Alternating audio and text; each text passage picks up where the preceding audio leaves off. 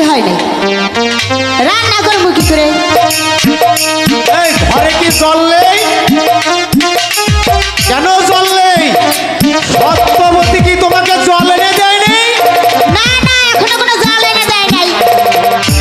আজ আসুক ওই হারাম জাদা, পিটাইয়া একবারে সোজা করে ফেলবো। হ্যাঁ, এদিকে গরু ঘরগুলো ঝাড়ু দেওয়া নাই, জল এনতে কোথায় গিয়েছে? আসুক, আমি মজা দেখাবো। এই তো আমি জল এনেছি বাবা। এই জল এনেছিস? হ্যাঁ বাবা। এত দেরি হলো কেন? কি ওরা আবার কারা?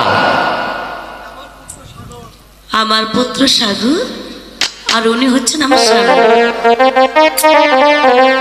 তাহলে তোমার স্বামীকে তুমি ফিরে পেয়েছো, তোমার ছেলেকেও ফিরে পেয়েছো। পেয়েছি বাবা। আজ আমি যে বড়ই ধন্য। আজ আমার হারানো স্বামী এবং সন্তানকে ফিরে পেয়ে নিজেকে অনেক ধন্য মনে করি। ব্রাহ্মণ ঠাকুর, আজ আমি সত্যবতীকে নিয়ে যেতে এসেছি। আমাদের যাবার অনুমতি দিন ঠাকুর।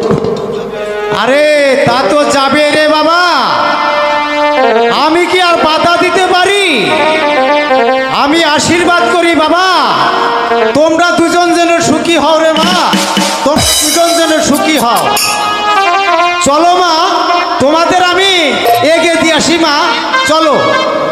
এই যে আসো আমার হাতে, চলো, যাও। আহারে,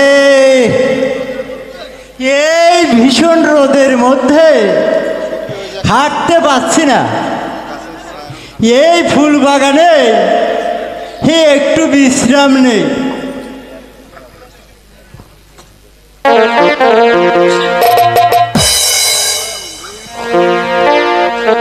এই সখী, দেখ তো ওই একটা লোক পড়ে আছে,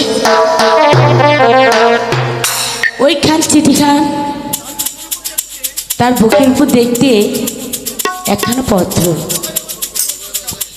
মনে হয় আমার পিতার নিকটে যাবে। যা সখী, নিয়ে আয় তো, যা নে। দেখি পত্রে কি লেখা আছে, নিয়ে আয় তাড়াতাড়ি। নিয়ে নিতে সখী। দেখি সখী, দেখো দেখো এখানে কি লেখা। দেখ তো কি লেখা আছে। এই কি সখী, পত্র অজয়টা লিখেছে অজয়রাজ। সাগর বসার সাথে দেখা হওয়া মাত্রই তাকে বিষ দান করবে, নয়তো প্রাণদণ্ড। এখন কি করবো রে সখী?